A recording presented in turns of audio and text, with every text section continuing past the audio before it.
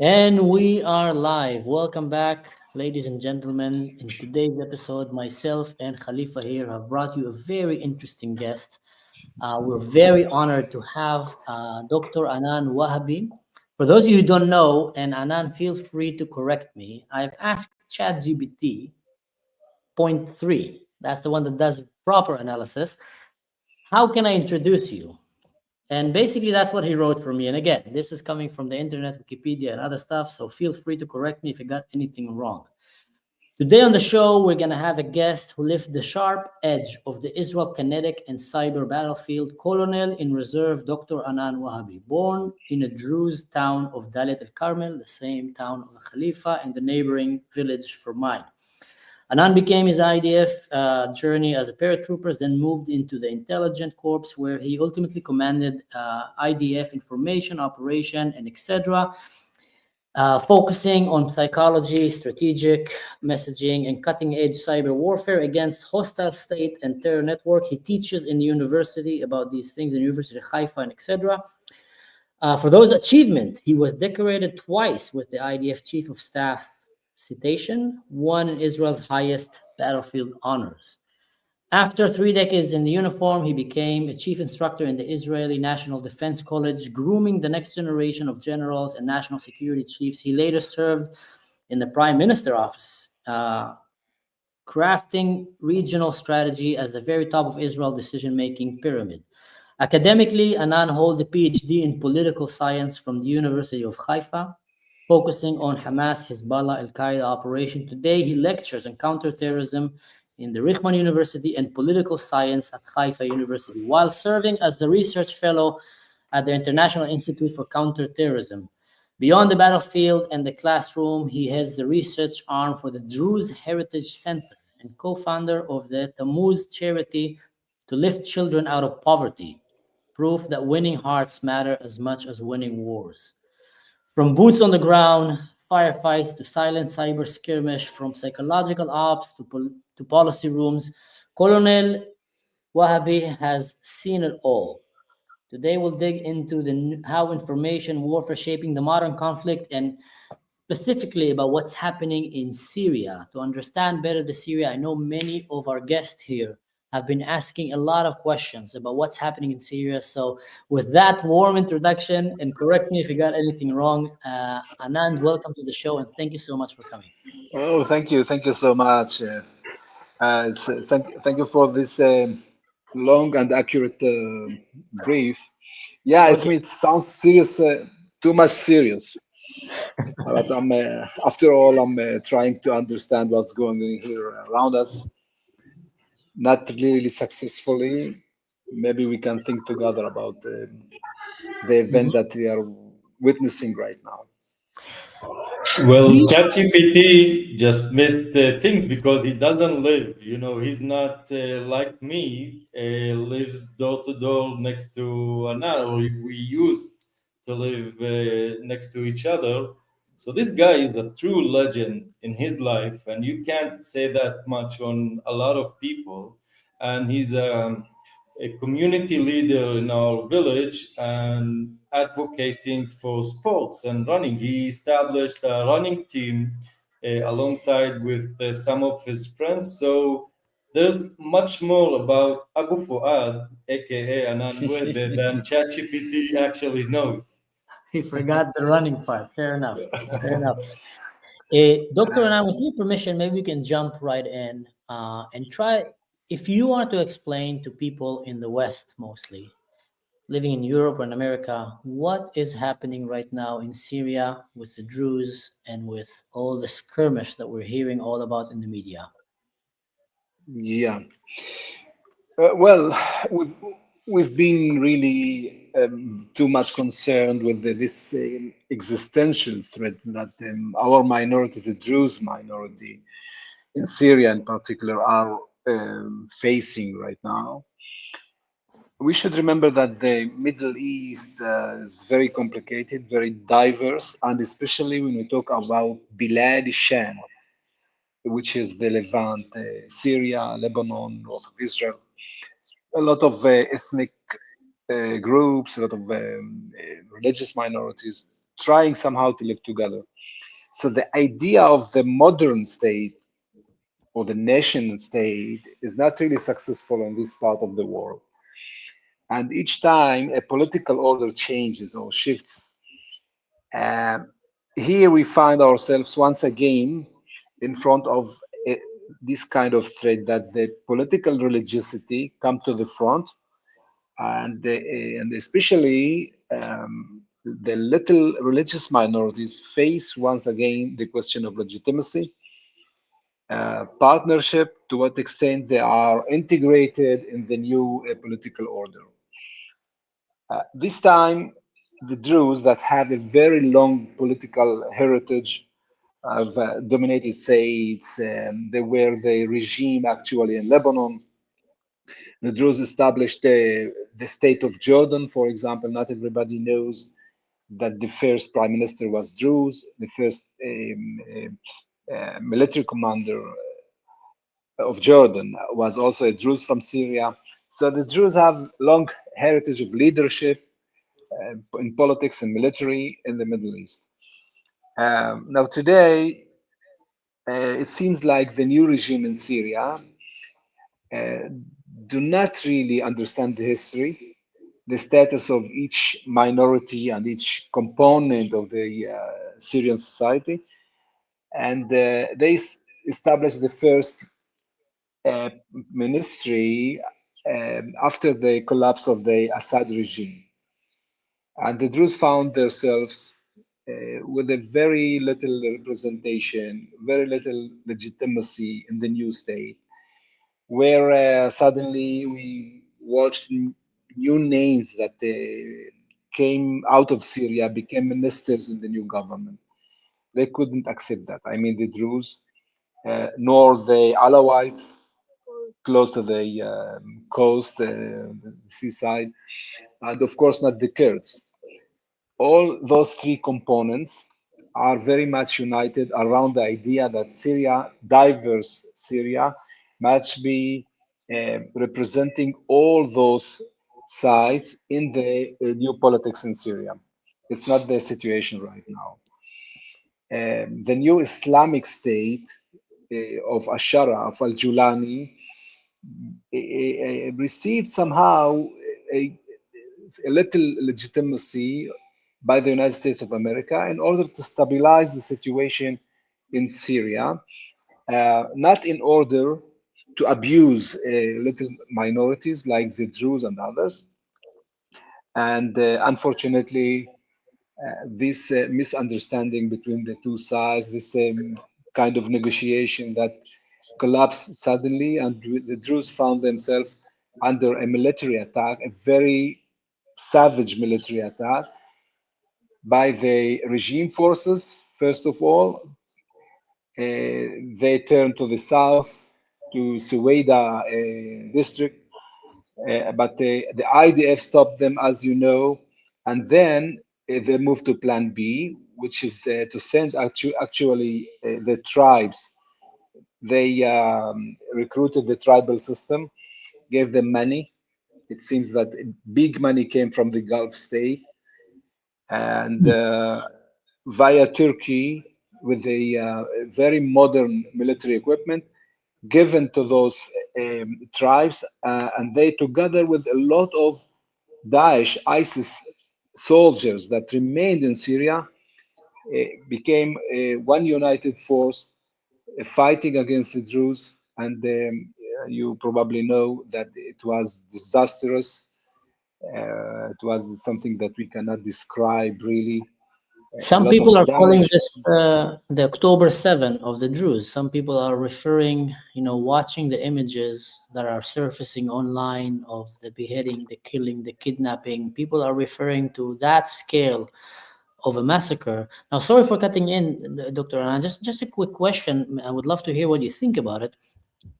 Why would Julani al-Shara choose to do that? I mean, knowing that this can bring a lot of wrath from Israel, will destabilize the relationship with Europe, with America. Why would he choose suddenly to go and try to attack the Druze so badly, and later on, when Israel intervened to go with the steps of recruiting the Bedouin tribes to go, is there any reasonable end game that you see here, or maybe they just completely don't know how to plan strategy? Like, it seems to be like a very bad move on their behalf. Of course, the blood and the bloodshed and etc. That's terrible. But I'm talking like from political perspective. I'm just trying to understand what was he thinking, or I don't know. Yeah, it's a very central question. Who is Julani? Who is Ashara? How does he think actually? Who thinks for him? Who is his very close staff that is working with him? It will take some time to figure out who is this person. We know his history. We know his DNA of terrorism, Islamism. He's very radical Islamist with a lot of blood on his hands. And if Mr. Trump, shakes hands of Julani, it doesn't clean the blood from his hand. So I think that the first reason of attacking the Druze is to keep the country united, not to be divided into districts, into province and autonomies. And maybe there is a project, the way that the Middle East talks about politics, the Western projects in the East, to divide the state, to divide the countries. It probably something that is working in his mind. And now, why the Druze? The Druze, they are there in the far end of Syria, close to the Jordanian borders. It's a place that all the occupiers of Syria and this area could not really occupy. The Druze in their history fought against the France, against the Turkeys troops, and once again they've been influencing each time the domestic politics in Syria, and they were part of the regime, influencing the political decisions and everything. So they are not only the 3.7% of the population in Syria, they are much more than that. And not to mention unfortunately, the religious tension between the Druze and the Islamist groups that think, for their reason, that the Druze are not the good side of the Islam, they are non-believers also. So here we could meet this time religious dimension together with national different strategy, and this will push this minority, the Druze minority, to further steps towards autonomy, not total separation from Syria, but they do understand all sides in the Druze community that they cannot live anymore under this kind of regime. Khalif, I see you have a question. Yeah, I have a question because there's a lot of narrative war going on between what's happening here in Syria, between the regime and the Druze and everything. By the way, we had another legend coming, just jump into to our broadcast, which is Nadine Barakat, and she's a true fighter, fighting Hezbollah viciously. But before we come to talk to Nadine, I wanted to ask you. There's the thing about Thomas Barak, the convoy of the United States coming to Syria, and he seems to be doing a lot of damage because he's talking on about the Shara like he's talking about George Washington or the founding fathers of the United States. Knowing what you know, because I just heard that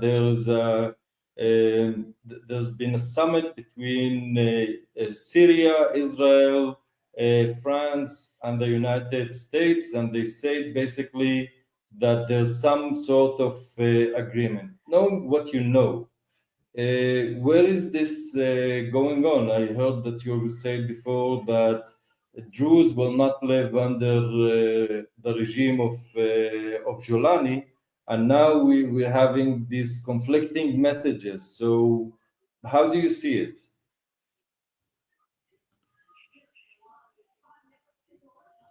Anan, are you with us? Yeah, I'm with you. Oh, At the moment, we are waiting for the output of those negotiations. We know that they are sitting right now to the table in France. Maybe it will take some more time. Over the last over the last week, we've been sending a lot of messages and facts written in papers to the Republicans in the United States, to the White House, and other official positions in order to explain the savagery and the terrorism that was occurring in Syria, and also to expose the lie, the big lie of this regime that when he claims that the fighters were the tribes actually, but they were the equipments were the military of the regime. And there are names responsible for this terrorism and slaughtering people, etc. So it will take this place of Sueda to be alone and together, much more alone. I mean, it, some level of independence um, locally in that district, and together under still the Syrian state that will be later on, it seems, divided. It will be divided as a federal state. There will be a central regime in Damascus, common currency, common flag, foreign affairs, maybe some little army, but all the districts will be much more strong, much more independent. The Alawites and the Christian on the seaside, the Druze in the south, the Kurds in the east, and the Sunnis somehow in the center, in Damascus, still Aleppo in the north, up north. Turkey is doing a very central job behind Al-Shara. They have their project. We are watching right now the replanning of the new Ottomans. They are trying to, via Syria, to try to influence the Arab Muslim world. And we know that the Arab regimes, and in particular the monarchies, are too much concerned by that. They are trying somehow to contain this Turkish interference via Syria in the Arab world. So the picture, the vast picture, is not only the little groups in Syria. It's much more. The big picture shows that Iran out, Turkey in, Israel together with the United States and the Arab neighboring states that are likely to continue the normalization process after this crisis in Syria, all are trying to keep Iran out and to keep Turkey out, and then to continue and to draw this peace that will give big room for the little minorities as well for the normalization with Israel. So you're saying, and maybe before we jump to the other guest that just joined us here, because I have a very interesting question for her, but you're saying that they're talking about dividing Syria to something like the United States, where you have different states that have different kind of independence, and they're still under the same flag, under the same currency, but they have the right to step out, defend themselves, and also maybe build some ties by themselves. Is that like the idea that you're mentioning here? Yeah, and you can say also like Spain, like Germany, where in Germany, for example, there are 16 local governments. So a local government maybe is the name. We shouldn't use autonomy or independent state. There's no room really for further divisions of the state. there is authorities like the Palestinian Authority, for example. So this is the solution for this, the need of diversity, that each minority can live with its history, heritage, everything they need inside their place without the interference of the others. You know, I'm gonna jump right in and ask Nadine. Welcome to the show, first of all. Hey, For those how of are you you who guys? for those of you who don't know, Nadine is a very special Druze woman. She have about 100,300 last time we checked. Oh, 1,300. 13.99 now. 1399 Lawsuits.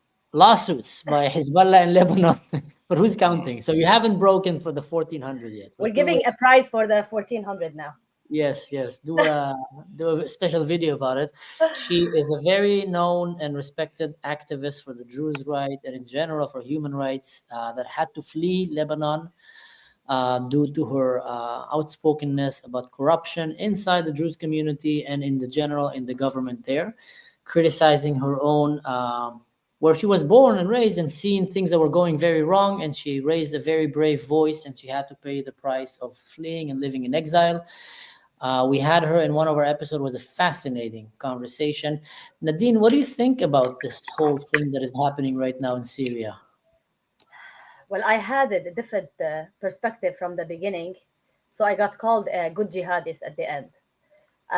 So now I'm painted by Hezbollah as a Zionist, and by the others, unfortunately, some Druze, I'm a good jihadist. I'll tell you, like, my perception of the whole thing was initially it was a trap done by the Axis, by Hezbollah. Okay, it was a trap that we all fell for in the beginning. That was later on translated to flip the coin and turn it upside down. Luckily, many, and I think Israel was so aware of it. I think Israel handled it the right way because they are the ones who caught the trap. Unlike all the propaganda, and as a matter of fact, I was the only one who did not post a single massacre for a reason. Because I knew the massacres, I mean, I refused to even look at some, okay? So I don't get dragged into the emotional side and not point out that there's something bigger happening.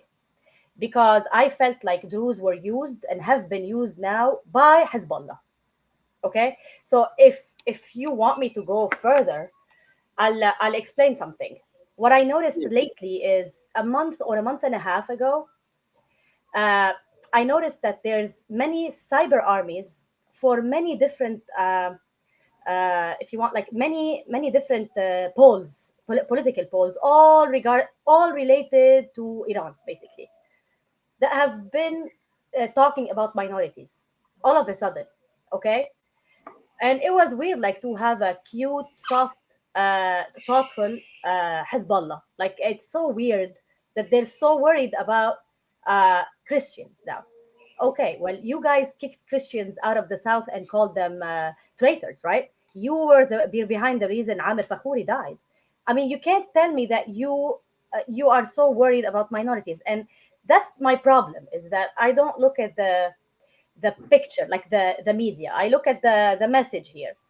So I noticed that those people, especially with the Assad regime and Iran, are the ones talking.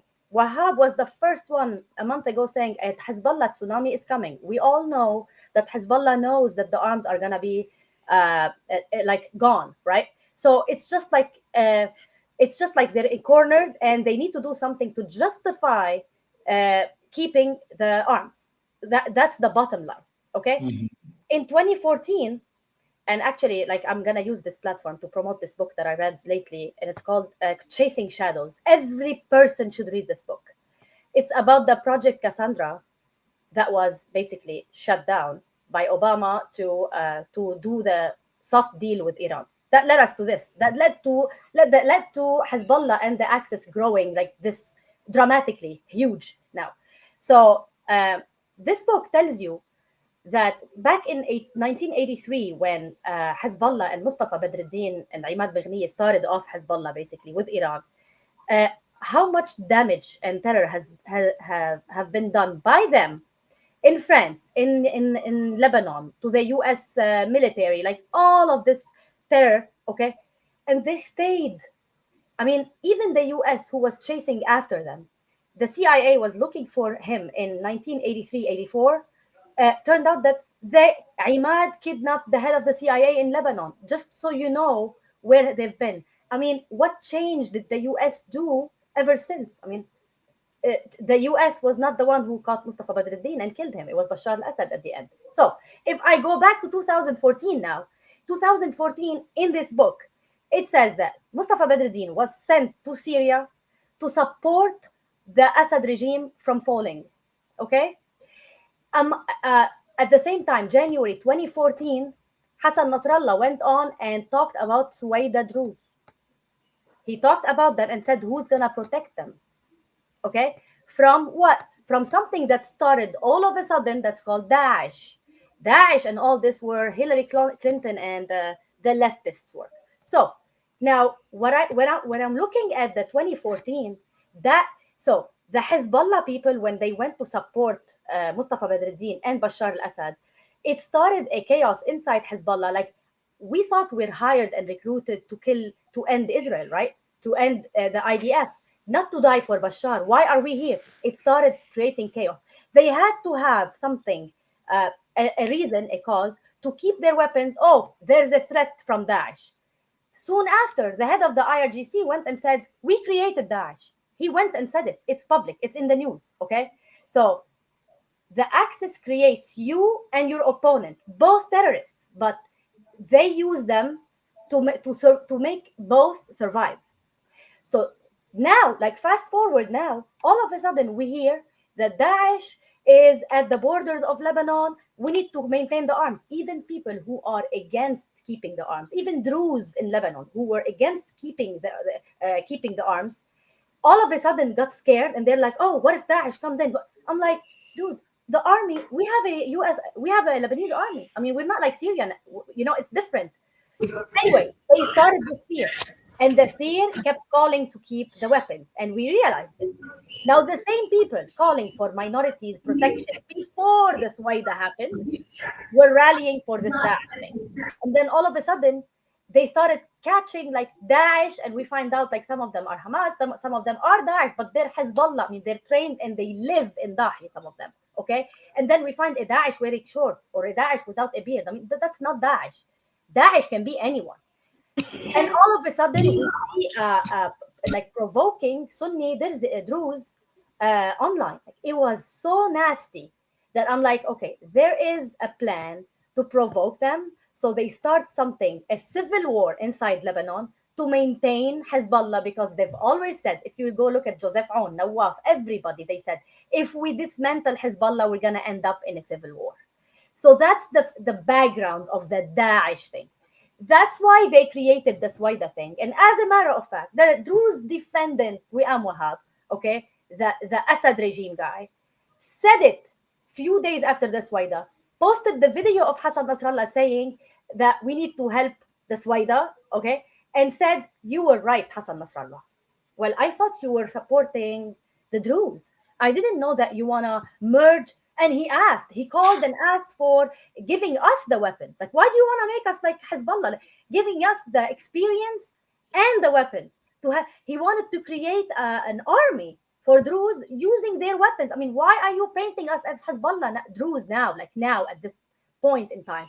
And people were... You're bringing here something that, sorry for cutting in, something that I haven't even heard before. So you're saying that a lot of what's happening to the Druze right now in Suwaida, the massacre, etc., is perpetrated or was planned by Hezbollah to shift attention away and to give legitimacy for them to have... Let me give some context to that, because Nadine has this tendency to do a lot of name dropping, and someone who isn't familiar with the names could get a bit lost. But the thing is, once the civil war in Syria started, Bashar al-Assad released all Islamist Sunni extremists, and somehow using Iran created ISIS to create the ultimate a Sunni like enemy for the minorities. It's a very well known fact. And now in Lebanon, if I understand you correct, because there's a lot of discussion. Yeah. Okay. Yeah. Yeah. But it says it here, like the head of the IRGC says, we are the ones who created Daesh, and he, as in Daesh, allowed us to start the militias. It was said. Yeah, so Bashar al-Assad, who wanted everybody to be on his side, had to create this threat in order to make the Alawites know that because they are minority, controlling a large country, he wanted all Alawites to be with him. Because this way helped them like not to get betrayed in the middle of the whole thing. So now there's a lot of pressure on Hezbollah to give his arms, and we can see and hear in Lebanon a lot of discussion about, hey, we can't give our arms because we have ISIS on our borders. So I can see the connection over there. And I will add to that if I had to guess, so both both Julani and Hezbollah, their strategy now, knowing that they have a very weak spot now, being having bombed by Israel, and the whole thing is they're trying to solve time. They're trying to buy some time to until Trump's administration will end, and then they will keep things get back to old times. That's absolutely right, and that's when I said on Saturday, if you remember, or Friday, I said I smell Obama in the house, because I noticed that the same regime that's happened, like the same authority and responsibilities that Lebanon and Syria, the presidents, like the responsibles, have, and terrorism, right? Both of them. If you see the delays and the lies that's happening, like with ending those things, you notice that there's a pattern here. Now, the Julani, to me, I never wanted to even bring him up, because I felt he's a tool from day one, from Turkey. So let me rephrase. So when they started this clash, that was prepared, and they laid the ground, Hezbollah and Wahab and all these people and the cyber armies, a few days before, or in a month before, then it was, we find out that there's Iranian generals at the defense. Israel hit the defense. Do you remember the bomb? And the Julani, or the Shara, never went and condemned Israel for hitting, like bombing the defense. And that was something, like, I mean, like if you see the statement on the 16th, he said we condemn like the mistakes that done by us, and we condemn the mistakes that done by whatever, and the interference of Israel. Okay, perfect. Where's the defense? Israel bombed in Damascus. You didn't say a word. No one noticed this. And then, because everybody's busy with the chaos, with the media. But if you look at it, only Hezbollah condemned. Well, hold on a second. Hezbollah was worried of Daesh, wants to keep the arms because Daesh is coming to Lebanon. Now, all of a sudden, you are condemning the bombs in the Damascus. I mean, I would be happy if he was my enemy, right? So, and Walid Jumblat, only those two. Turns out, I don't know if you guys read the article. Turns out that there was 7 generals, because Israel found out that there was a game between Turkey and Iran. Iran was smuggling weapons to Lebanon, and I posted this. It was smuggling weapons to Lebanon through in buses from Iran to Turkey, and then in small cars from Turkey to Syria to Lebanon through Wadi Khalid. Israel saw this. The 7 generals that were organizing the whole thing were in the defense, the Arkan. That's when it bombed it, and the 7 generals were gone. Their powder. Nobody said a word. Next day, these 7 generals you're talking about are from what? Sorry for cutting. 7 generals are from which? Iran. From Iran. Yeah, In the Syria. IRGC was there. You're talking in Iran or in Syria? In Syria, in the defense, like when they bombed. Do you remember the building they bombed? Like, and the lady. Okay, that was because there was 7 generals. That was because Israel caught the plot. That's what I'm saying. It was a plot. Israel was smart enough to figure out that, wait, so the day I'm bombing Damascus, there's no, everybody ran away. Abu Qasra, Shara, everybody ran away. And there was only Turkish intel. And we know that Turkish intel is backed and funded partially by the IRGC. That's when Israel caught it up. And we realized what? That, okay, so Shara is getting like, cursed, and Shara is only a body there right now. Turkey is playing, IRGC is playing, Israel is the target. So it's not the Druze, it's not the Sunnis, it's Turkey, Iran versus Israel. They're using Druze because it's a soft spot. It's by the border and it's Druze. That's what it is. I would love to hear Anan's perspective on that. Exactly my point. And if you go back to my thread, the pinned thread, I've been talking about meetings at the Four Seasons and funding by the Assad regime in Dubai, from Dubai. And I said there's money being paid by Iran and the regime, okay, to do some sort of a revolution or a coup or something. I've been saying it for a month. Yesterday, the Reuters report talked about this and talked about the Four Seasons specifically. And it said that there was money being paid. It was funded. So basically, the regime funded the non-regime. It was a hit. It was a pressure to Israel. That's it. Turkey wants the share. Israel wants no problem by the borders, like no water guns by the borders. I don't want a headache. They're not getting it. They thought by pressuring Jews, then now here, there's many agendas that invested in this. It became the instrument. So if I want to pressure on Gaza, I'll hit on the Druze. If I want to benefit from Assad, I'll hit the Druze. If I want this from Israel, I'll hit the Druze. You know what I mean? That's why I was like, stop the provoking. Stop cursing Sunnis, because it will drag to Lebanon. Hezbollah will win. They're like, why are you diminishing? Why are you dismissing the genocide? No, I'm not. I know it's going to happen. The more victims, the more pressure, the more they get what they want. Like, no, I end up being the good jihadist. I think you're far from being a jihadist, but I would love to hear what Dr. Anan thinks about this. The involvements of Turkey here, of Hezbollah, and using the Druze as a means to attack Israel. Because I'm mostly focused on what's happening to my people, the Druze there, the slaughter and the onslaught that is happening on our community. So, Dr. Anan, if you're with us, and the mic is I'm working, with you, yeah. What's your thought on this? Yeah. Well, I think that Erdogan is coming with a very huge agenda. Be aware, please, of the fact that we are witnessing right now some kind of strong leaders or centralizing force under central leaders like Trump and the Trumpism in this part of time.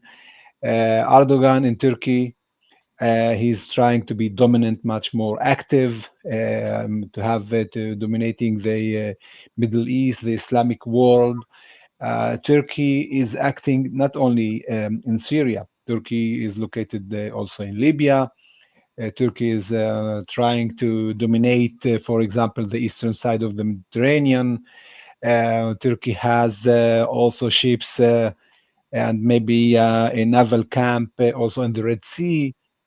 So Turkey is much more than involving and supporting the Free Army of Syria, and in order to support Ashara or Julani. So when Turkey is coming with this huge, activities, as I said before, the Arab countries are very much concerned. And here, once again, we watch the balancing between the two axes. When Iran came first with its axe together with the militias in Iraq, first of all, based on the Shia minorities or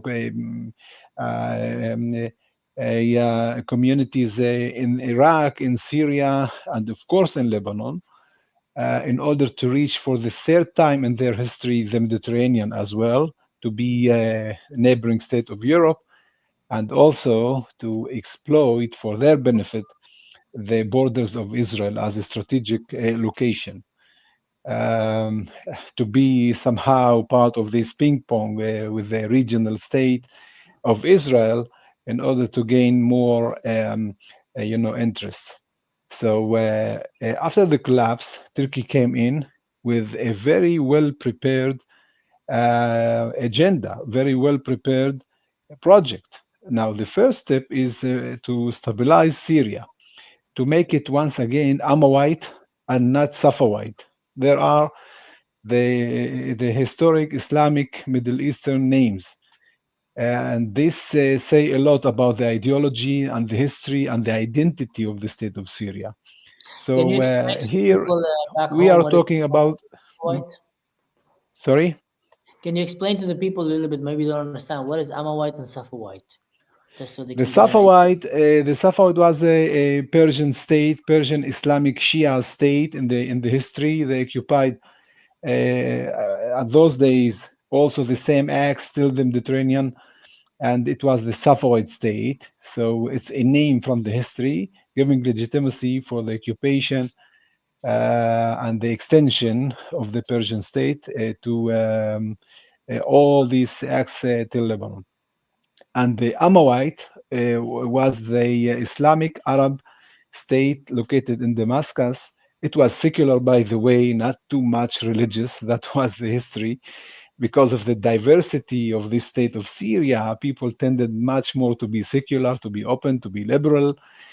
So coming with this extreme ideology or theology of Islamism is really not natural for this part of the world. We should remember that, because the Syrians, the name Syrian, it was in the history a Christian state named Al-Ghassasina, Bani Ghassan. So also it goes back to Christian religion and to diversity, and a lot of little groups have been used to live together in this very multicultural place. So today the tension is between the two axes, and unfortunately, when the battleground came to Sueda, the locals are paying this price of blood. But it's not only their war. It's a battle on their place between big forces in the region, big forces in the world. I doubt to what depth Tom Barak understands the history and the geostrategy of the Middle East. I think that he made a lot of mistakes, and right now we are trying somehow to open the American eyes for those facts in order to remove this kind of threat. We have no interest of standing in front of the tribal system on the one hand, I mean the Druze, as well as other little minorities, and standing in front of the Islamic world, this huge number of Islamic world, and to be somehow opposing their interests or to be their rival. We don't have any kind of this interest. We want to live in peace, but after all, we have to keep our identity and our dignity and our history. That's why we have to be somehow independent or defended in our place first. When you're talking about we, you're referring us as the Druze, not necessarily as the state of Israel. Is that correct? That's how I understood it? That's right. I talk about the old Druze in the Middle East with now all differences. Exactly. Here's a question, and also Nadine, feel free to pitch in. We've seen some images that you couldn't imagine a year ago, 2 years ago. I would have told you that. You would tell me that's impossible. We've seen suddenly Israeli flag being raised inside of Syria, inside of Sueda. you barely have Israeli flag raised in some, Muslim villages inside of Israel, let alone in Syria.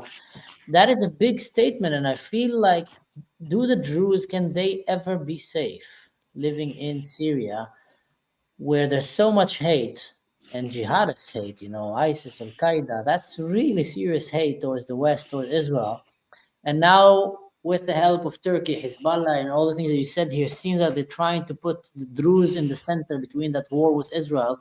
And if they would tie their fate with Israel, because Israel is the only one that's set to defend them also. So now you're seeing also a lot of Druze there thanking Israel, which is very reasonable to think. If you're in a siege for 7 days with barely no water and food, and your men are being killed, and your children are being kidnapped, and your women are being raped, and the only one that's set to defend you and help you is Israel. So they're being also very thankful for that. So with that, is there a way that you think that they can normalize the relationship with the Sunnah in Syria, that they will decide that that's okay? They know that Israel is backing them up?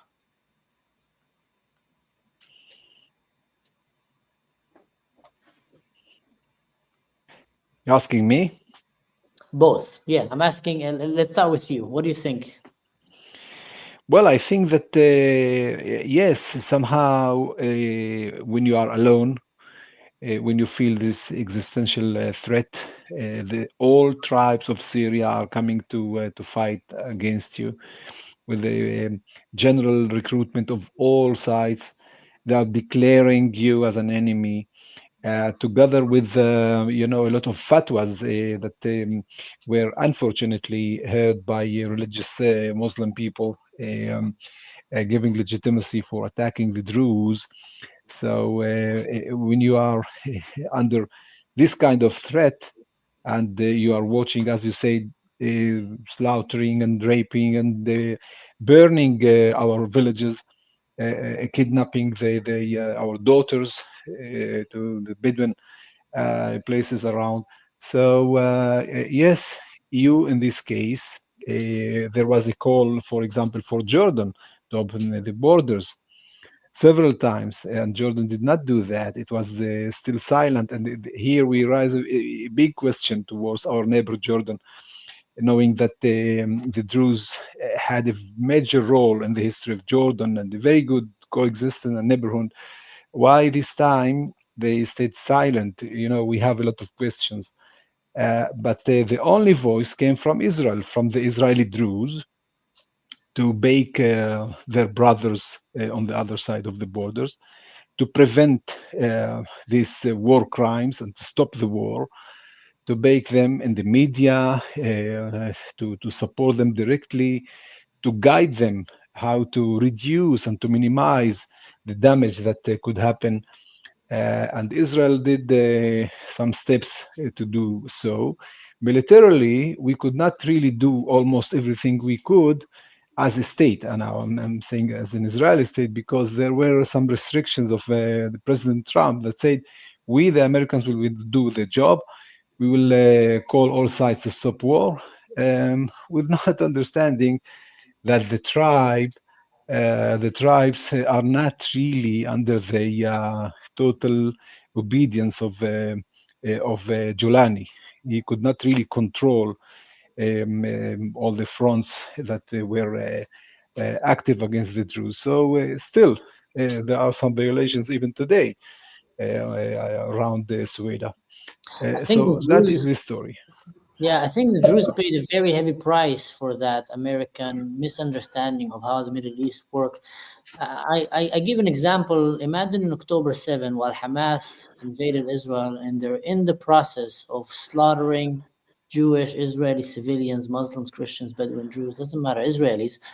And while they're fighting in their kibbutzim, America will suddenly pressure Israel, tell them, don't get involved. We're going to talk to Hamas, to Qatar, and they're going to cease fire. I mean, right now is not the call for a ceasefire. Right now is a call for a direct military intervention to save lives.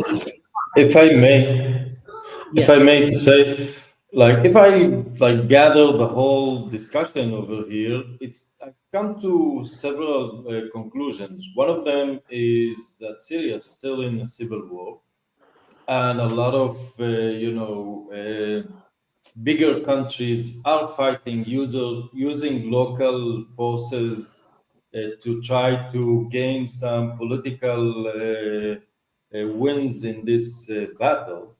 And I would like to understand how Anan sees it, that now officially Israel is taking part of the Syrian civil war and talking about, the corridor of David going all from South Syria towards the Kurdistan part of, they talk about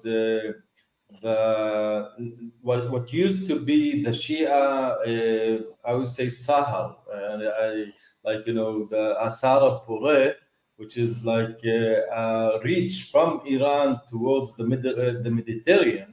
And now people are talking about the Israeli corridor going backwards from Israel to the Persian Gulf.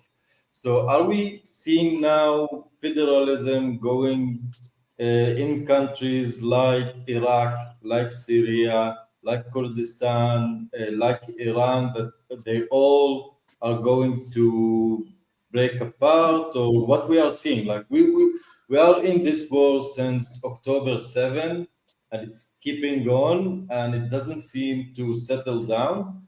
So I wonder, if you had, to guess what is gonna be next, because the image now, putting to the pool of meaning what Nadine just did, is really complicated. Well, we've seen in the past empires. One empire rises and the other collapses, and then later on, over the history, big states. Later on, in our times, in the 20th century in particular, there was the model of the nation state. But a real nation state in the Middle East is not really all the states.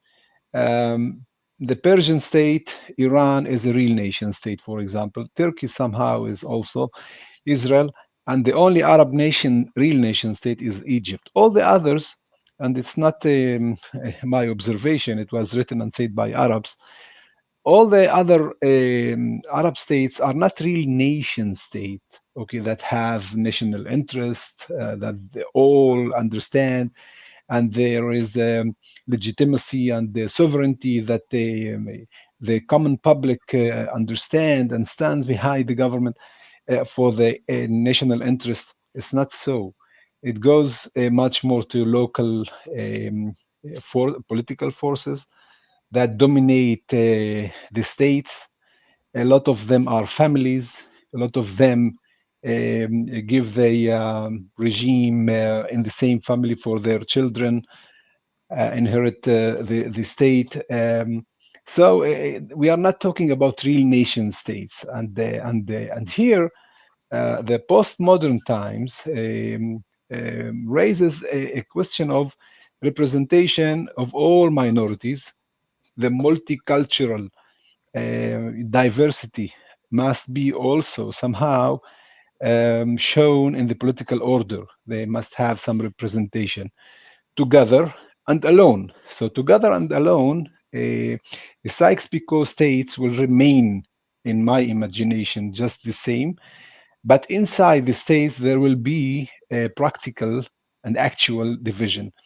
For example, in Iraq, the 60% of the Arab Shia that do not want to be part of the Iranian hegemony of the Wilayat al-Faqih state. They want to be Arab, local, Iraqi, but Shia district in the south. And the 20% of the Arab Sunni Iraqis that want to also to be normalizing with Israel, we hear those voices, want to be also alone in the Al-Anbar in the middle. And so the Kurds in the up north of Iraq want to be part of Kurdistan. They still have their national dream. They are not the same. They don't share anything between them rather than just the geography, and they are living in the same place, share the economy, share the state formally. It will be also the situation in Syria, just like Iraq. where the Kurds will be alone, and all and other groups will be each alone, but together will create the new state of Syria. After understanding deeply this need, and that the world will support that as well with the foreign policy, I think that everything will calm down in Syria, and everybody will get to understand that there is really a way of together and alone that will give a huge room for everybody to live in his way. That is, if the regime in Syria will accept that, if they will not just decide to go full Daesh, ISIS on that idea. But mark my words, I think the most brilliant move that the Druze in Syria can do is to elect a Druze woman to be the leader of Sweda and force that to be inside of the Julani's government. That will be the au revoir Shoshana from Inglourious Bastards, kind of, to show them the strength and the beauty of the Druze. That I might be daydreaming here, but just kind of that would be very interesting to see. What you're saying here, in my eyes, if that will happen, that would be a beautiful outcome after a terrible, bloodshed that paid with many, many lives. If they can have some kind of an independence for the Christians, for the Alawites, for the Druze, that they can live in their own terms, under their own rules, not necessarily under the Salafi radical Sharia. And whoever want to live under, radical Salafi Sharia, let them do that. But that is not going to be enforced on the Christians and the minorities. If that will happen, I'll be so happy.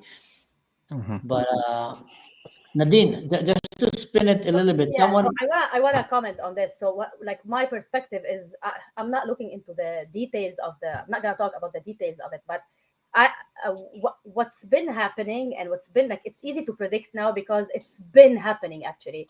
There will be. We all know that this regime is an interim regime. It's not the final. We all knew that Sharia, they removed those sanctions off of him.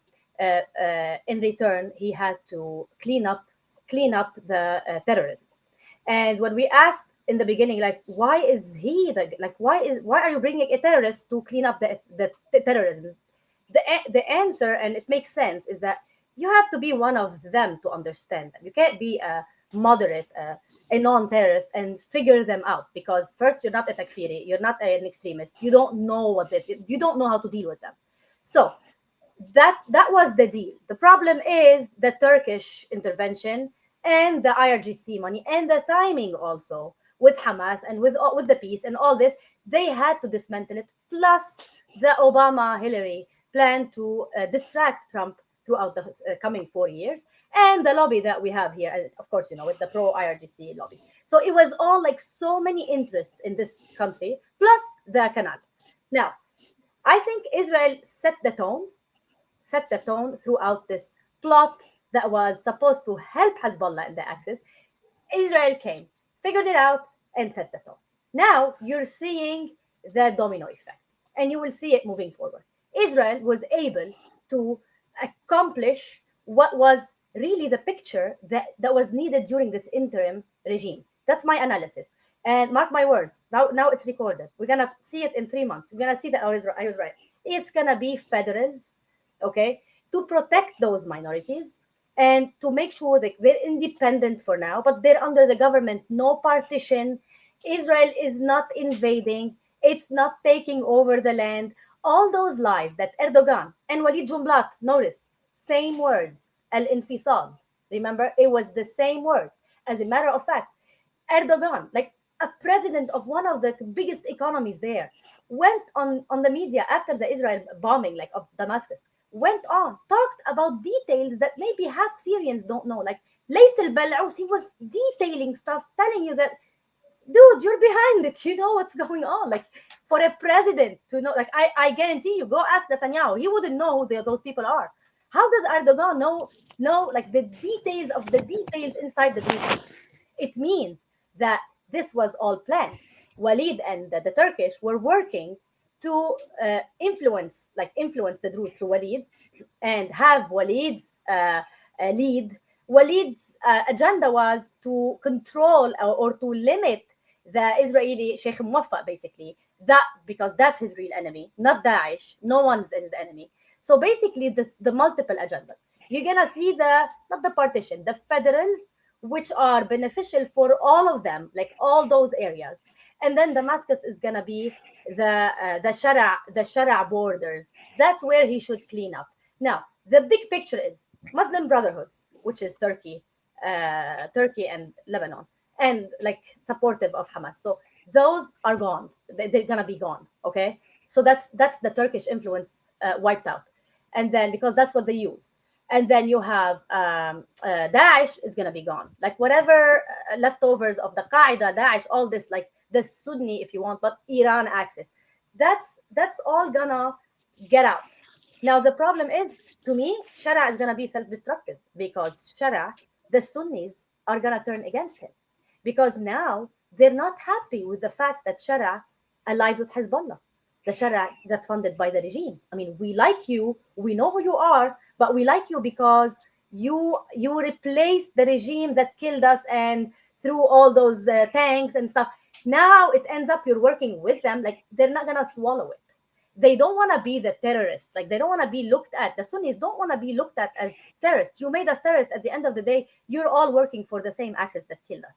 There will be a coup, a Sunni coup against Shara. That he will be self-destructive. You will see the Sunnis are gonna end the whole thing. Okay, I won't be surprised. The new regime, and the new regime is being prepared. Like the new regime is ready. There's a new regime that looks nothing like neither the extremist Sunnis or the extremist Shias or the extremist Druze. It's gonna be a real country, and that's when the federals are gonna be merged eventually with Damascus. For now, it's just clean up. Nadine. Okay, go ahead. So I won't be surprised if Shara is not gonna last for very long because he is stuck there between Al Qaeda, ISIS, Hezbollah, Iran, the Druze, and Israel. He's walking a very, very. I'm not giving any sympathy, but just kind of pointing out. What concerns me is after seeing the slaughter, this massacre from the Sunnah on the Druze. Now the Sunnah, we don't want to be painted as terrorists, but what they did there. From Daesh, yeah. Daesh, yeah.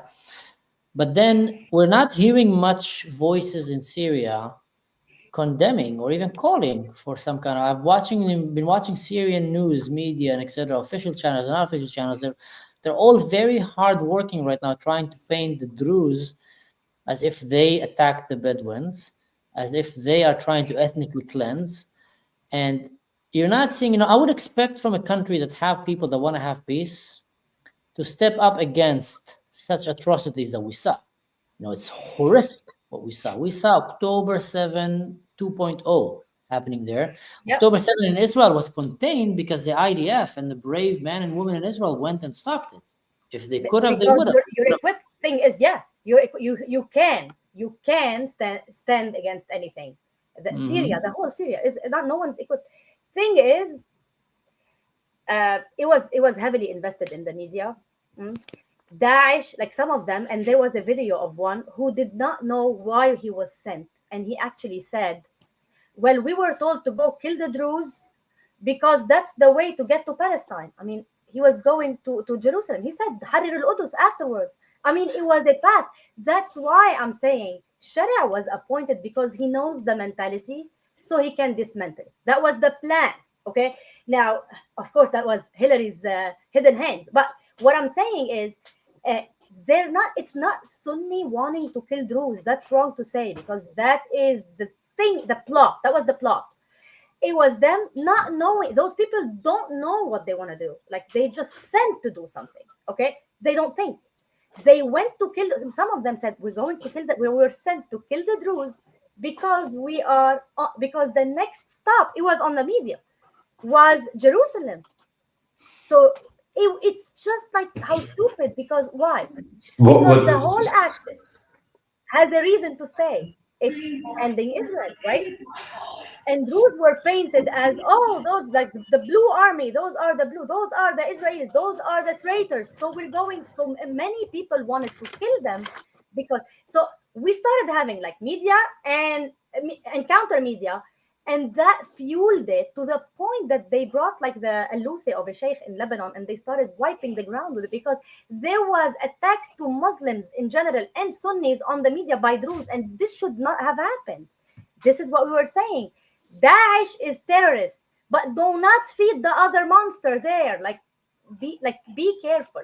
So the Syrian, they haven't talked. I mean, if you see the Syrian accounts and like the media, there was either pro-Bashar or against Bashar talking. So both agendas. No one was really neutral, thinking of like what's best for the country, what can limit the losses. It was always, I did this, you did this, I'm gonna do this. And I mean, it was horrible. It was so horrible.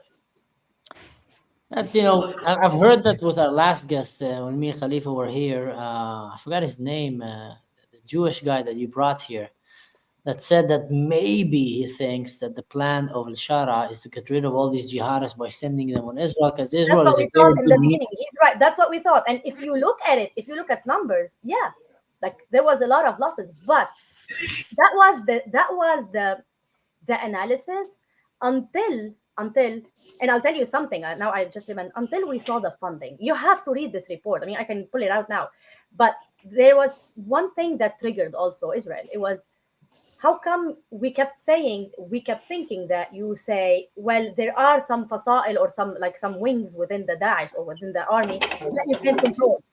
Until Israel refused to stop the bombing, okay, until he withdrew. Do you remember when they said, like, Trump said, we call Israel to calm down, remember? And Netanyahu kept going. And then, if you notice, at some point, Israel did not listen.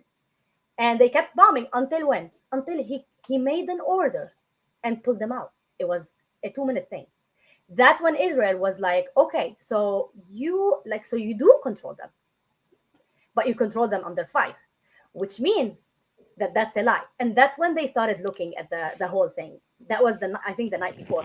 So the whole thing was, it's a lie. Like, you're all lying. That's when Israel set the tone. And that's why things have changed dramatically, even in the admin here, even in the secret Tom Barak. Also, Tom Barak's gonna be out because the whole chaotic, like no specific stance. Like, you see so much gray. Like, one day Hezbollah is like part of the government, second day Hezbollah is never said a terrorist. Like, all this like gray. That's the left. That's the smell of Obama that I've been talking about. So they wanted the gray, and Israel used this plot, set the tone. No gray, no water guns, no water fights, nothing. I want peace around this border, and it will help us. Like, indirectly, it will serve us.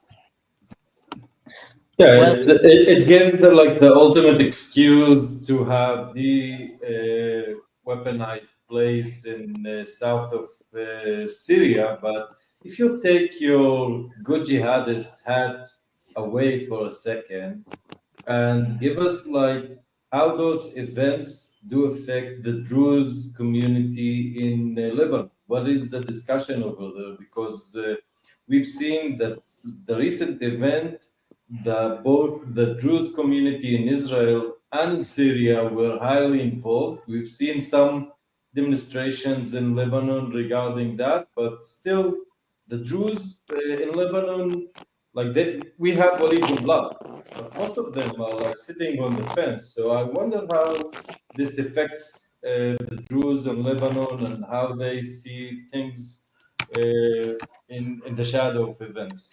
Listen, Druze are in Lebanon are just like so not aware. There's no awareness, okay, and there's no.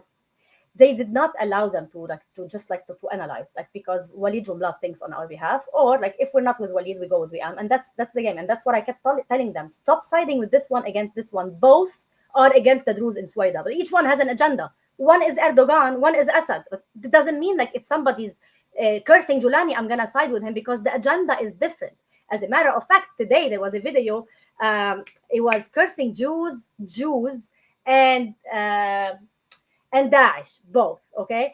And that video, it was all over the media. However, the guy is for Wiam's boy. I mean, that's what they don't know. People are just a matter of just cards. But we missed one thing that I wanted to tell you, and that answers in a way. I mentioned that the guy, like the responsible, the Amn al-Dakhli in there, he's called Ahmad Dalati, if you remember. Ahmad Dalati, and there was a voice that was released 2 days after I spoke about him by Eddie Cohen. He said, he released that, yeah, kill them, but don't take pictures. Remember? Ahmad Dalati, okay, is the general there. Ahmad Dalati is Muslim Brotherhood, mark this down, and Turkish. He's Erdogan's boy. Ahmad Dalati's brother, Mahir Dalati, is partners with Walid Jumblat in Lebanon, with in an outlet, like clothing outlet, that smuggles Captagon and clothing to Lebanon. Okay, so Mahir and Ahmad are his people, his partners, and the Turkish. Okay, and they smuggle with Hezbollah, because I can't smuggle anything without Hezbollah. So, and Captagon is Hezbollah, and that's Walid's part. He is 51% partner in this business.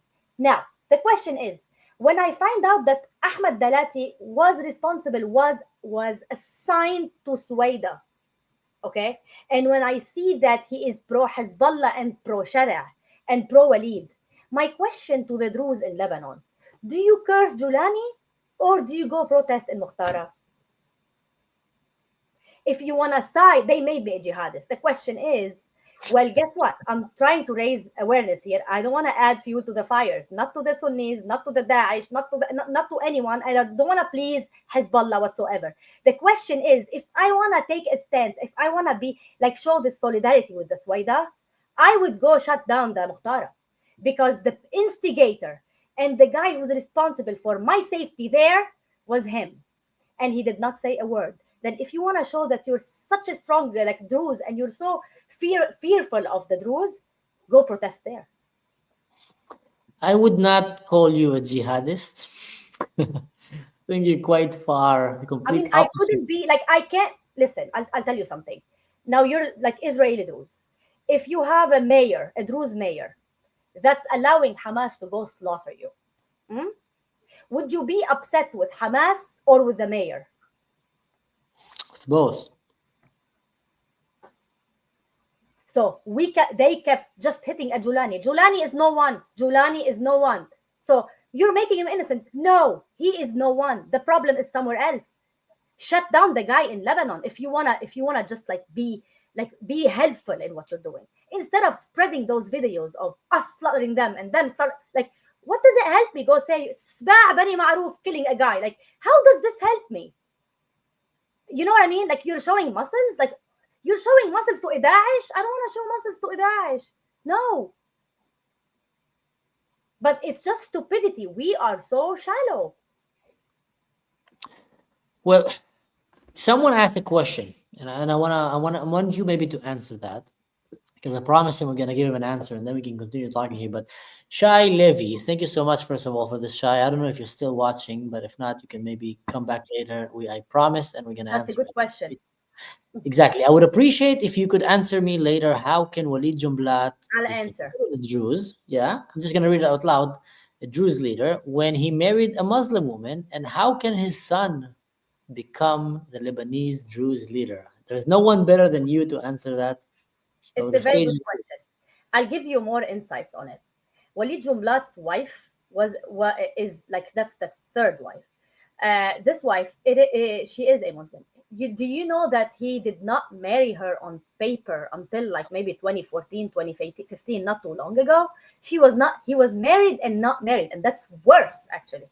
Okay, he became Druze leader. His daughter is married to a Christian, to a Maronite, and actually his dad, her father-in-law, was responsible for bombing Sayyid Abdullah.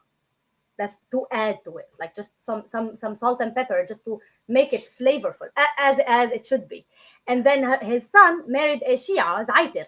Okay, why did he? Well, because no one's saying Zaitir, the drugs, drug laws. Oh yeah, no one's saying no to this. Simply because when we keep talking, even to the mashayikh, like yeah, I mean, it's written in the hikmah. We know it's gonna happen, and there's our dajjal. Well, yeah, we know, but like, what do we do? Like, what do we do?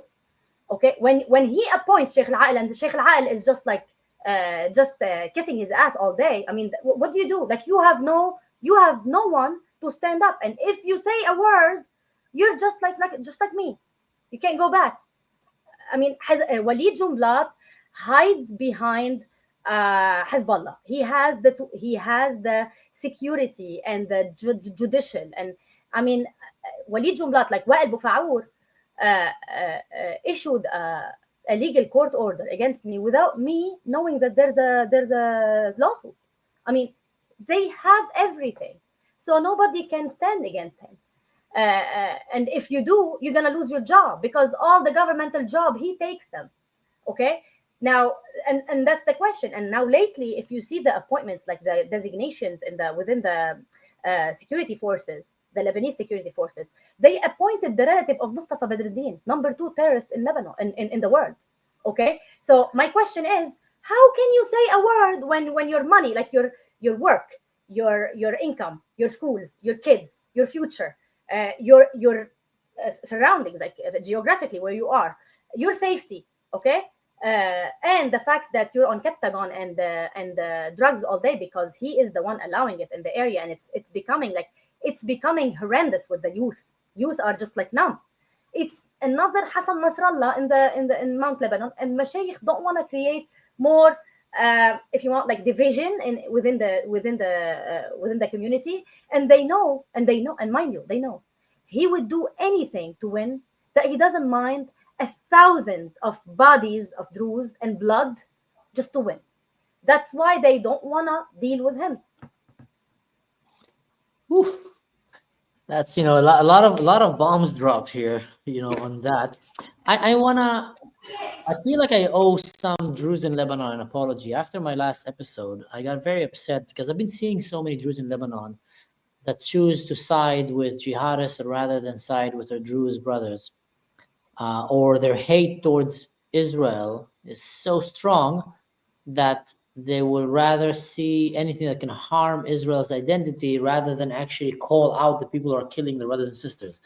And I call these kind of Druze the Jumblatis, and I call them traitors. And then I had a few Druze Lebanese in the chat tell me not all of us are Jumlati, Mansour. And please, and I said, of course not. And, I don't want to make a bad name for a lot of the Druze in Syria, in Lebanon.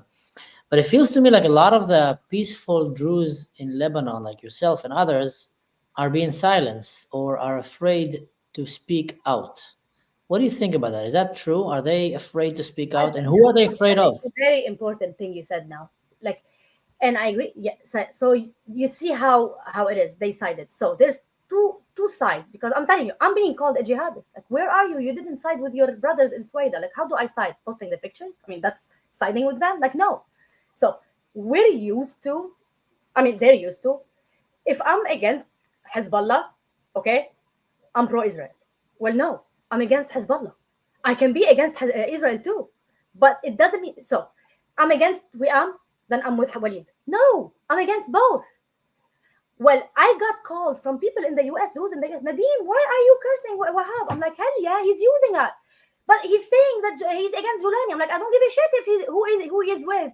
You know what I mean? So it's always like, if you're not supposed to have a third analysis. It has to be this or that, and everybody falls for it.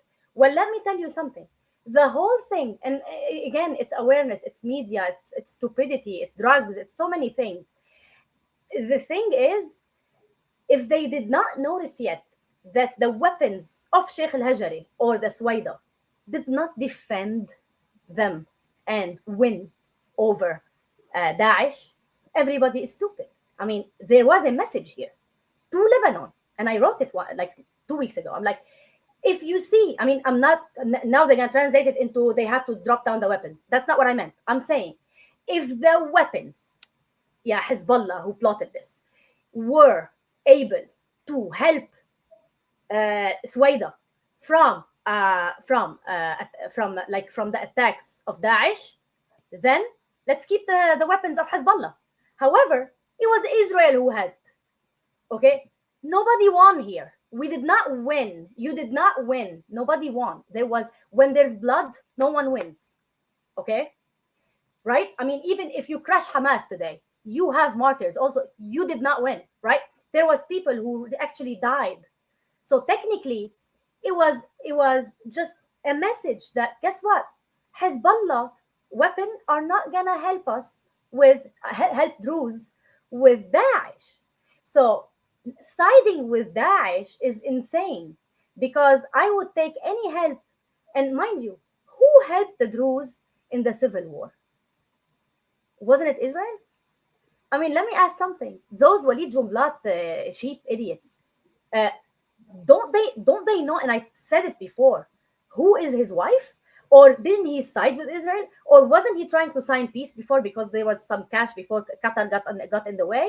I mean, didn't he incite to kill them? I mean, did Israel kill a Druze? No. Then guess what? I know my enemy, and I said it. I said it in a space last week. I'm like, the Lebanese government is the enemy of the Druze. Doesn't mean Israel. But what I'm saying is, I was born 1985.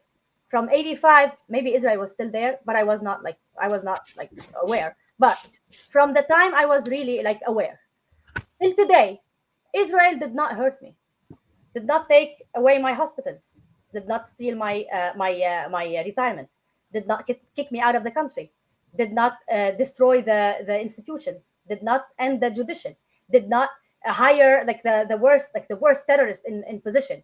Israel did not hurt Nadine or the Druze or the Christians. Israel did not have the Christians leave the south. Okay, Israel did not have people in jail just because they were opposing to Hezbollah. What killed the Lebanese slowly, and that's another thing. I'm like, Daesh is a terrorist and Hezbollah is not. Why? Because they did not open me up and get my heart out. I mean, there's a level of there, how you kill me. It's not like if you killing me slowly is harder. They bringing cancerous fake cancer treatments. Isn't this terrorism? What do you call it? I'm giving you water instead of medicine. What's that? Is that better than Daesh? What the hell? It seems like the biggest enemy is they're siding with the wrong person, but who actually destroyed you? The one who's protecting you from Israel. Guess what? How did he protect me? Right now, and mind you, they forget. One more thing. They forget. Yes, I want to be against Israel, and I want to talk about Hezbollah, and I want to side with Daesh and all this. Now the question is, Israel is their enemy. Hezbollah is their protection. Okay, because they're the militia, they can stand against Israel. They can Haifa and after Haifa and whatever. I have a question. Why is Hezbollah not standing against Israel now when she's bombing day and night? Why are they scared of a few Dadoush on the border that we haven't seen yet? Right? Why? I mean, the army can handle Daesh. They did before. The question is, are those Daesh that scary when you can call Khamenei and tell him to stop them? Or is Israel scaring you? Now the question is, why are you still here? The other question is, the refugees, the Palestinian refugees that Joseph On and Nawaf are keeping in where they are. Does anyone know, other than the Israeli MK, what's in those camps? Do I know if there's Daesh, if there's Qaeda, if there's Israel? I don't know who the hell is there. You did not dismantle those. So you're calling one Daesh in Har Tahrik a threat? Israel is not a threat, and the camps are not a threat. So they need to get out of this lie. They need to get. I can't believe that Israel is a threat to somebody in the Jabal, whereas the Palestinian camps are not. That are inside, and I don't know what they are. Yeah, it looks like it's quite clear that the real enemy of the Middle East was Iran. And Qatar and Turkey. And Qatar, yes. And they call themselves... And Turkey. And Turkey. That's true. It seems like an asset, yeah. Now, Israel is an enemy, okay? But guess what? Civilized enemy, I'll say, because they have an army. If any time Israel is going to unleash her army, it's an army. Is there extremists? Is there somebody's going to kill me because I'm a woman? Is there somebody? No. Okay? Enemy, that's I can be enemies to anyone. So we're equal enemies, let's say, same level enemies. Fine. But are you comparing this enemy to that? Like the Israel, and I'm talking about, like, I'm talking to my generation again. I'm not going back. But the question is for Druze specifically, Israel has to win. So now you're saying that I cannot compare an extremist or an ideology to an army of any country, like any country, not just Israel. It's just a matter of time before this whole ideology is gone. And once Iran is broken, Turkey is going to be out of Syria soon, like her role in Syria going. The new tone is needed, okay? Like it or not, you're going to like Israel. Like it or not, as an idea, you're going to like Israel, because what your country failed to do, Israel is coming to do. Meant to be, planned, orchestrated, I don't know. But guess what? Israel is going to save us. The more I hear you, you mentioned the Cassandra operation earlier. I interviewed the head of the operation that got blocked immediately. I think I should. Kelly? No, his name is Dr. Udi Levy. Oh, the Mossad guy? The Mossad guy. I'm in love with. Get him on it. Get him on it. Yeah, I should get you two guys together, because the more I hear you, you have a very interesting point. They wouldn't let him. They summoned him here. Same thing happened. Similar thing happened to me. I mean, and the thing is, see, if this guy. Oh my God. Okay, so wait. Are we talking about Yossi Cohen? Are we talking about Yossi Cohen? No. Udi Levy, Dr. Udi Levy was the head of the operation of the Mossad. A bit fat face, and he's the one who. Okay, so let me explain something. This guy is the guy who caught the financial network. This is what I love doing. So he caught that the drugs are what's feeding Hezbollah. Okay, he caught the entire network. Mustafa Badruddin, all those people, okay, and he caught the Lebanese bank and the Bank of Palestine and Arab Bank in there that were funding. So he caught the funding. To me, and I said it before, I don't care about the weapon. If I starve you, you won't be able to buy any more weapons or to make them. So this guy is the smartest guy on the planet. Guess what? The US said no. Guess why? Exactly. They stopped. That's why I said read the Chasing Shadows, the new book. It's insane. Someone asked who's the author of the book. They want to find it. Who's the author? Hold on, I'll tell you. Very important question that people are asking. See, I'm trying to answer. You guys, everybody, and I'm serious. It's such a nice book because it explains it in a nice way. Okay, while you're figuring it out, let me just finish what I started, because he explains how he got blocked, like in the middle of the whole thing, and they shut down the whole unit. He had, in the Mossad unit, following the terror money and the laundry and the whole thing, and he got blocked. And what I love, comparing the two images that I got from Nadine and Udi Levy, that the viciousness or so it's by Miles Johnson, Chasing Shadows, a true story of the mafia, drugs, and terrorism. Here we go. Okay. Everyone should read it. And the thing is, it's a way of terror that I had a lot of hard times explaining the economical aspect of how vicious this thing is. When you take a whole community, you drain out productivity out of it, and then you put all the corruption inside the community and how it affects the whole structure of the whole country, such as Lebanon. And it comes with the journalism. It comes with the whole thing is like the whole shenanigan is so bad because people don't understand money until it starts working. Stop But working. that's what it is. And listen, and as a matter of fact, so they blame me for what I say, but even the Syria, the way it was tracked, it was the money, funding, shara. That was what created everything. And I'll tell you something. Part of this, like what he did, he was thinking of how do I get to convince the US and the federal, the FBI, that this is really dangerous. He used the forged dollars. Like, okay, there's forged dollars, so that might trigger them. Like, how do you use it to convince them?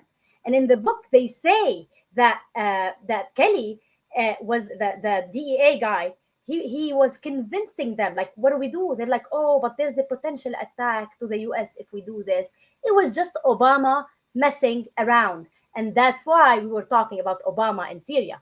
Now, as a matter of fact, from 83 till now, okay, nothing changed.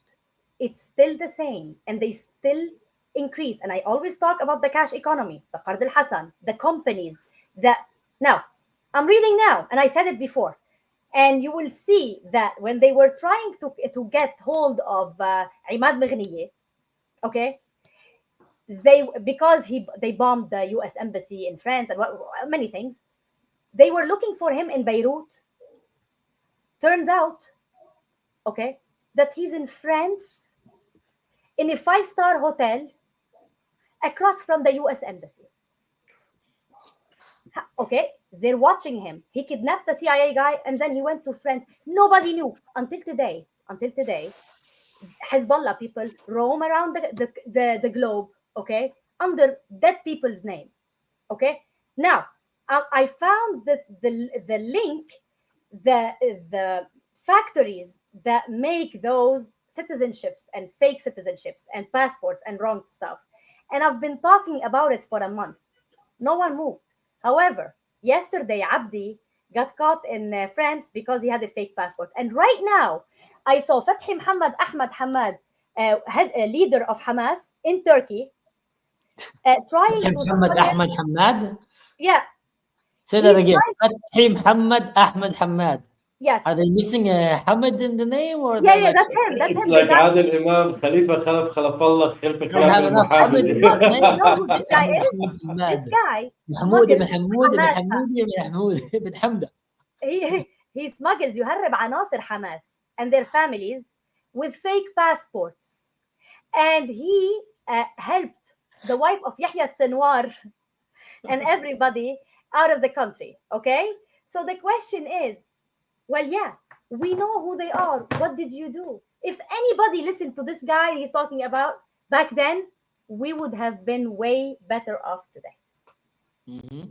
Someone made a comment here. If you know him, you send him my regards and you tell him I'd love to just like talk to him for 5 minutes. I want to have you two in the same podcast. That will be That'd be awesome. amazing. This Let's guy work would on have saved the world if he wasn't stopped. Khalifa, let's work for that. Let's work on getting him I'm here. gonna I cook don't it. know how. I'm gonna cook it. I'm gonna do my best. And bring Nadine here. Someone made a comment here that I really liked. He said, how did it go? The world is here. Mossad is playing 3D chess. Everyone else is herding goats. You know, sometimes when I watch these horrific images of these, savages, primitive jihadists, I just kind of think to myself, if only they knew what the Mossad is going to do to them. Israel is a very good meat grinder for jihadists. The more they come, the more they're going to die. And then I think to myself, but you know what? It's good that they're too stupid to know what the Mossad would do to them. Because if they were smart enough, we'll be dealing with a smarter enemy. So it's better to have a dumb enemy that is rejoicing now and super happy with Allahu Akbar. And then tomorrow he's just, mushed up to pieces somewhere or just killed in the desert, having the crows feast over his body. That is exactly kind of what's happening. Mossad, I think, is super, it's impressive in some stuff, like the pagers first. I mean, they killed you at your own expense. I mean, how pretty is that I didn't invest in even buying the weapons. Like, you bought them at your own expense.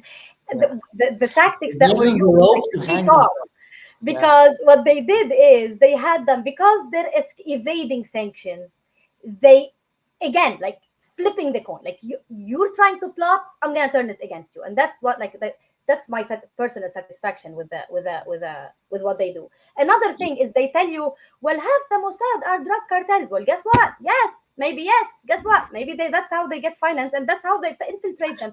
I mean, Mossad kicked their ass because they were part of them, like, and they don't know, but they're so cheap and they want so much money, and they lost the cause. The cause is not to free Lebanon or free Palestine. The cause became corruption, drugs, okay, gold, drugs, and oil.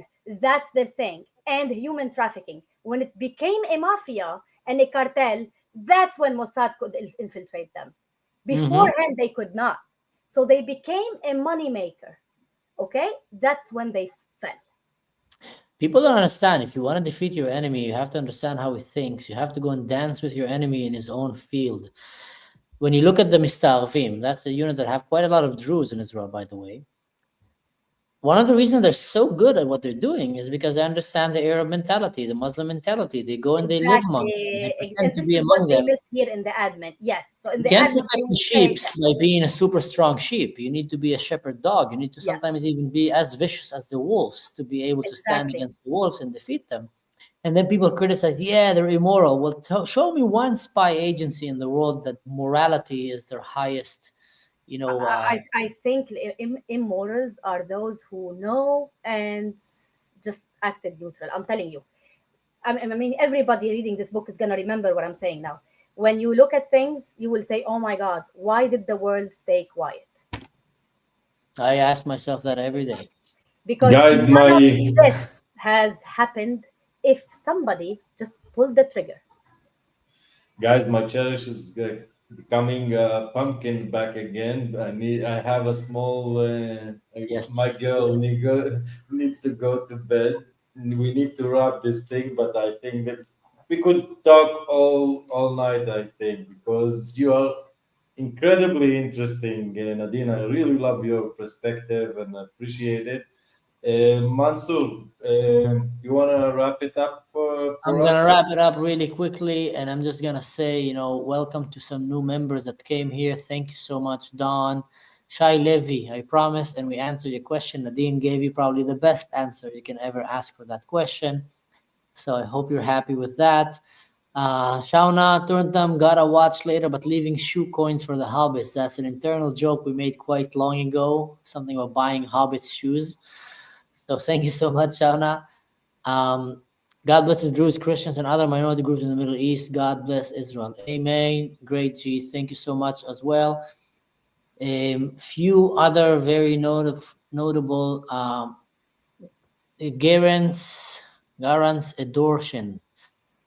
So I believe that Chasing Shadow, a true story of drug, war, and secret world of international crime. This is the book, yes. Exactly. So that sounds like a recommended book. I will try to read it as well if I ever have time. And Kenneth Ward, thank you so much for that. For whoever came today, the episode was literally all over the place. It was fascinating. But that's what happened when Nadine jumped inside. She's like a hurricane, a tornado.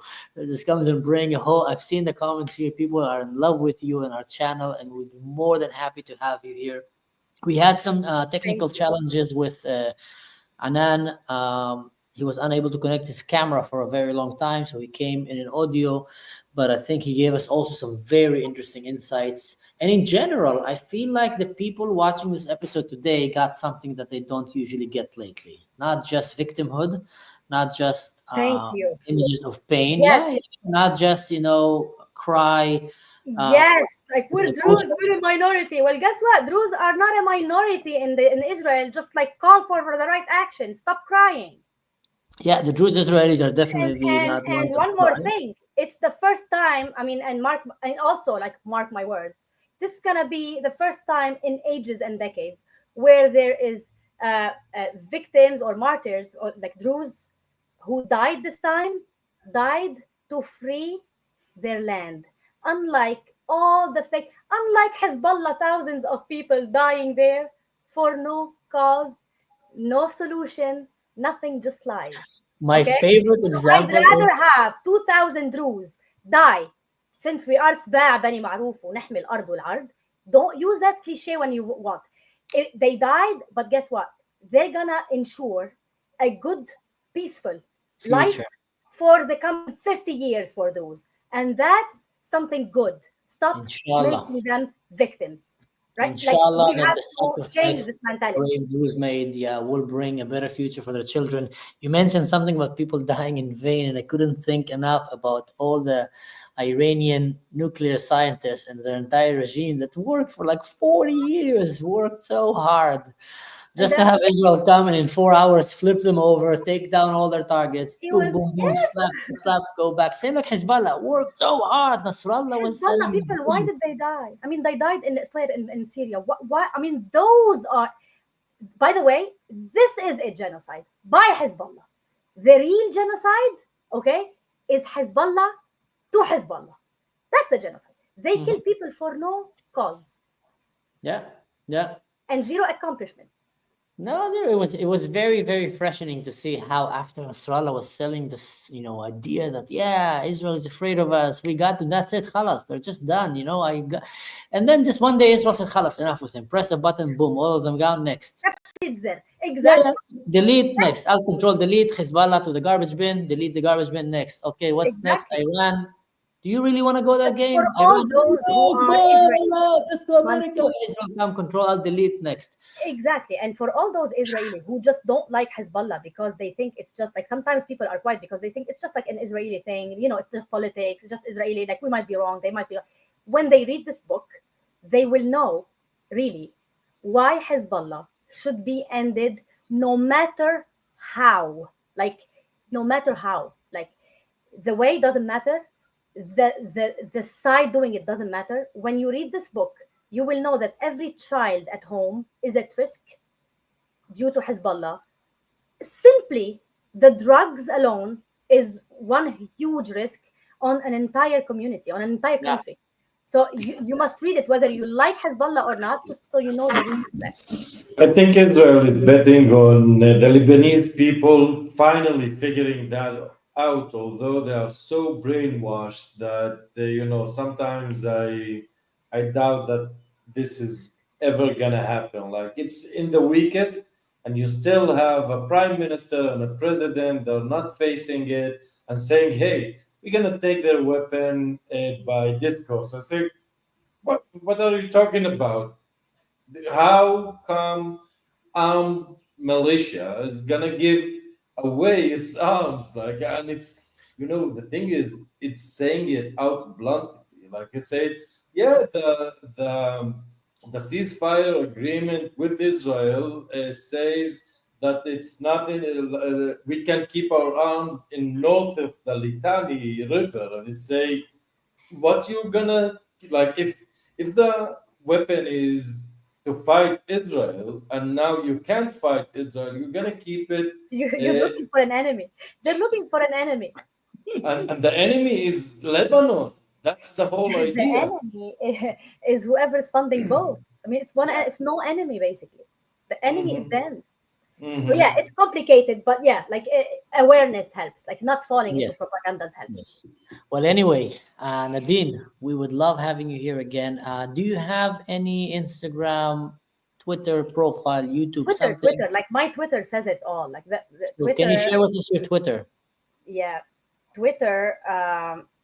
You have to read the thread just so you see that I caught it early. That's why. I think people should follow you to get a little bit more interesting insight. Yeah, that's Nadine Barakat LB. That's me. Yes, guys, go follow her. I'm pretty sure you're gonna learn a lot about what things that social media You're gonna see tell you. Exactly. Get a very, very interesting, intelligent perspective. Yes. Also, I want to remind anyone that stick around here and gonna watch this later on. If you want to help this channel, my channel, Khalifa's channel, keep growing. We appreciate not only the views, which is the best thing, but also leaving a like, a comment, a share. If you want to see more videos coming, hit the bell, the subscribe. I've never in my life thought that I'll be saying these things. I used to watch YouTube once in a while. But they're helpful. Please subscribe to my channel. I don't know what. And now here I am doing this because I became a content creator and understand how important that is for content creators as well. If you want to help support our channels, you can go and check our Patreon, where you can find practical, direct ways, including Khalifa's Patreon, by the way. He opened a Patreon and I almost forgot to mention it. And here is his Patreon. Anyone who want to help, support this amazing man. I was about to say young man, but he's not that young anymore.